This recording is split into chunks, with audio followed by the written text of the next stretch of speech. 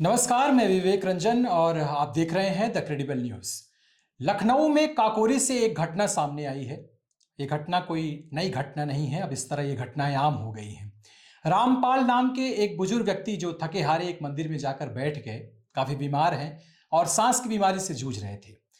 बेचारे को थोड़ा देर बाद ऐसी मुसीबतें होती हैं, ऐसी परेशानियां होती हैं कि कुछ ऐसी चीज़ें, क्रियाएं शरीर की हो जाती हैं। हालांकि उसका मैं नाम नहीं ले रहा हूं। जो ये कांड हुआ है, पेशाब कांड हुआ है। और बाकायदा एक व्यक्ति ने, जो अपने आप को स्वामीकांत नाम का बताया जा रहा है, उसने उस पेशाब को न सिर्फ वहां से हटवाया बल्कि चाटने तक को मजबूर कर दिया। ये घटनाएं बहुत हो चुकी हैं देश में।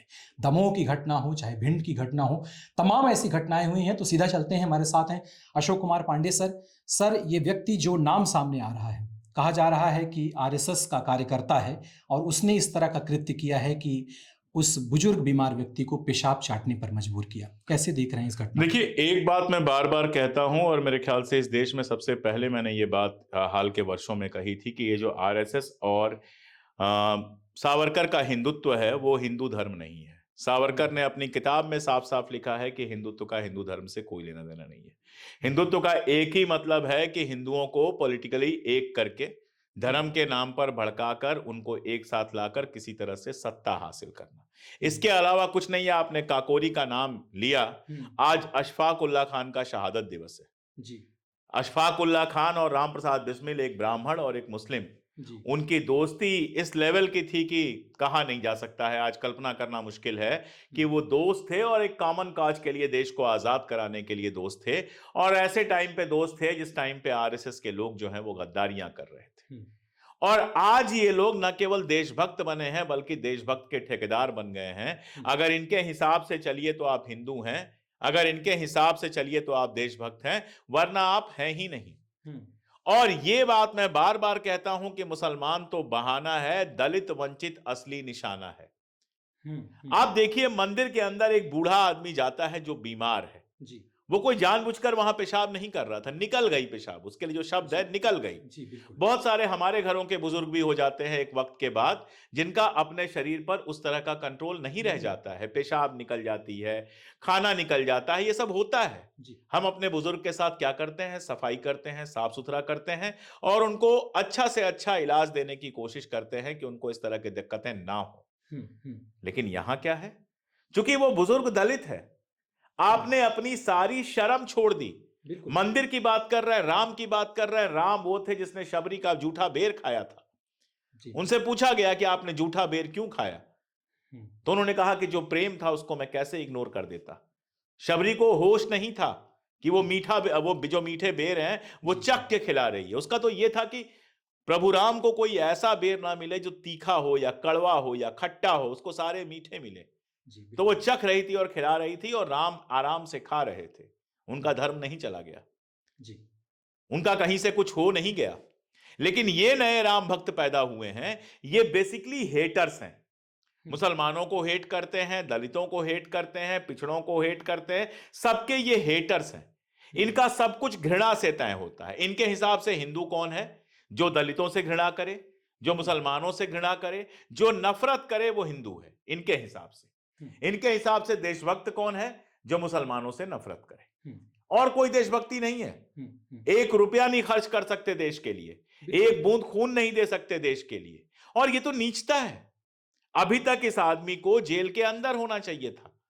अभी तक एससी एसटी एट्रॉसिटी एक्ट में, हरिजन उत्पीड़न में, इस आदमी को अंदर होना चाहिए था। लेकिन कल को यह आदमी हीरो बना दिया जाएगा। दमोह से घटना आई थी। हाँ। शिवराज सिंह चौहान पैर पखारने पहुंच गए थे।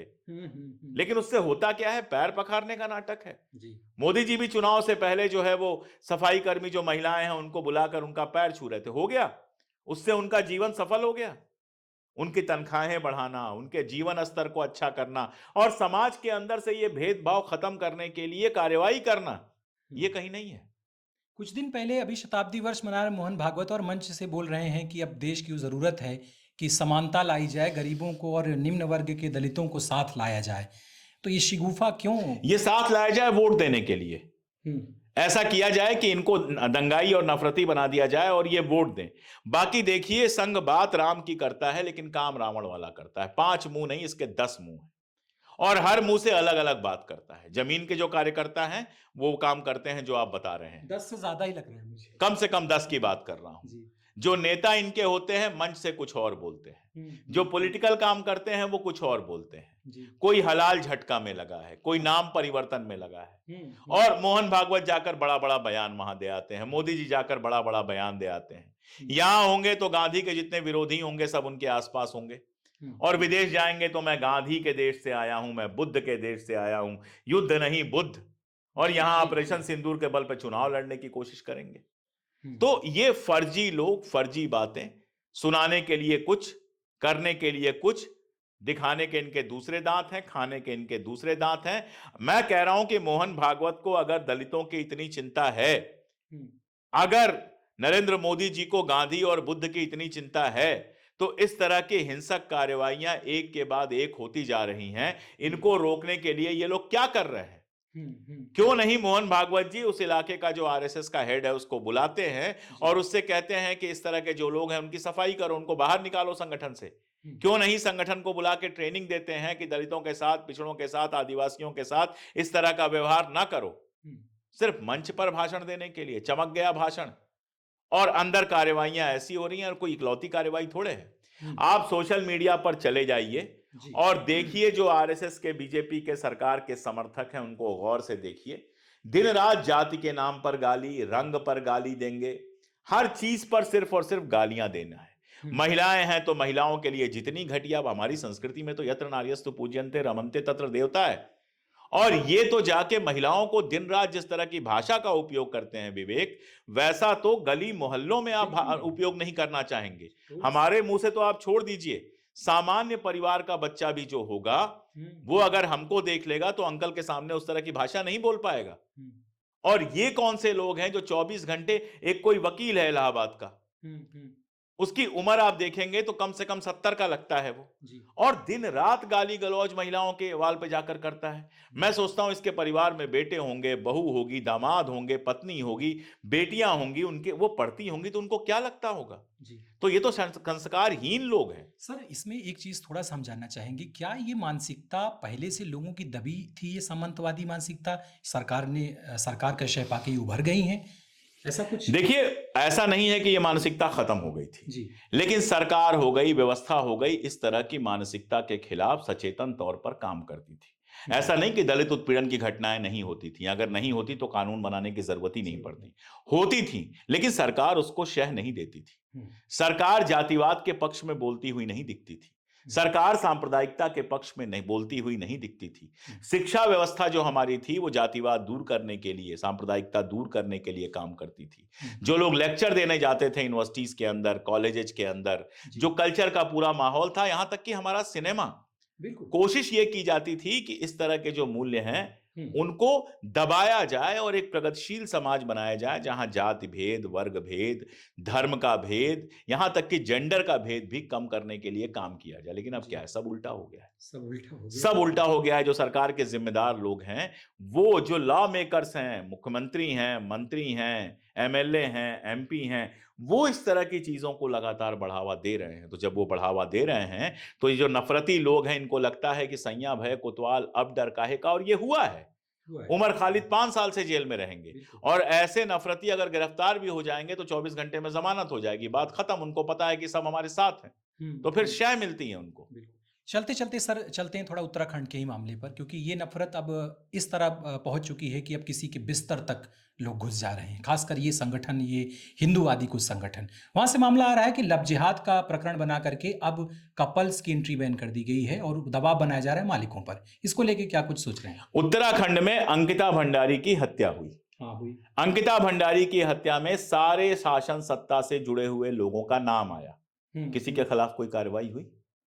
अगर महिलाओं के सम्मान की जरा भी चिंता होती तो वो छोटी सी बच्ची जो अपने परिवार की गरीबी दूर करने के लिए एक होटल में काम करने आई थी कि इज्जत से 4 पैसा कमाएंगे, पढ़ाई लिखाई करेंगे और परिवार को थोड़ा बेहतर जीवन देंगे, अपनी हवस के लिए नेताओं ने उसको मार डाला, बलात्कार हुआ, मर गई, क्या हुआ सब जानते हैं। उस पर तो आप खामोश बैठे हुए थे।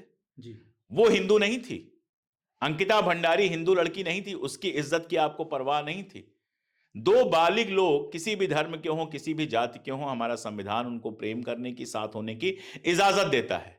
आपको वो रोकना है, उसमें आपको बड़ा मजा आ रहा है। रेप नहीं रोकना है आपको, आपको उत्पीड़न नहीं रोकना है, आपको बस यही सब नौटंकी करनी है जो पेपर में छपे और आप कह सकें कि अब्दुल की चूड़ी टाइट है। आप ये नहीं देख रहे हैं कि अब्दुल की चूड़ी का तो पता नहीं, लेकिन देश की चूड़ी जो है ना वो सरक गई है बेसिकली। और यही सब बेवकूफियां लगातार चल रही हैं दुनिया में। जो हमारा नाम हो रहा है वो तो छोड़ दीजिए, देश के अंदर हम वो बंटवारा कर रहे हैं जो 1947 के पहले मुस्लिम लीग और हिंदू महासभा ने मिलकर किया था। और टुकड़े टुकड़े गैंग अगर असल में कोई है तो वो यही लोग हैं। दर्शकों, ये बातचीत निश्चित तौर पर आपको बिल्कुल पसंद आई होगी और बहुत सारी चीज़ें आपको एक समझ तो ज़रूर आई होगी कि ना भी पसंद आई हो तो जो सवाल मैंने किए हैं, जो सवाल विवेक ने किए हैं, उसका उत्तर तलाशिए, ज़रूर तलाशिए और इस पर विचार ज़रूर करिए कि क्या ये सिर्फ एक हथकंडा है, सिर्फ अपनी छवि को बनाने के लिए, अपने संगठन को स्थापित करने के लिए, एक ऐसी दकियानूसी सोच को जो हज़ारों साल पुरानी सोच है उसको स्थापित करने की, या फिर आप चाहते हैं कि आप देश को आगे ले जाएं, या फिर जो नारेबाजी हो रही है कि हम विकसित भारत बनाएंगे, गरीबी उन्मूलन करेंगे, असमानता को खत्म करेंगे, तभी तो विकसित बनेगा, वरना और कैसे? एक और बात विवेक की, जो दलित साथी हमारे, जी। पिछड़े साथी, वंचित आदिवासी साथी अचानक हिंदुत्व का झंडा लेकर चलने लगे हैं, वो ऐसी घटनाओं को देखें और देखें कि हिंदुत्व का जो शासन है उसमें उनकी क्या स्थिति है, उनकी औकात क्या बना के रखती है। बिल्कुल, आपको अपनी जगह तलाशनी होगी। देखते रहिए द क्रेडिबल न्यूज़। धन्यवाद।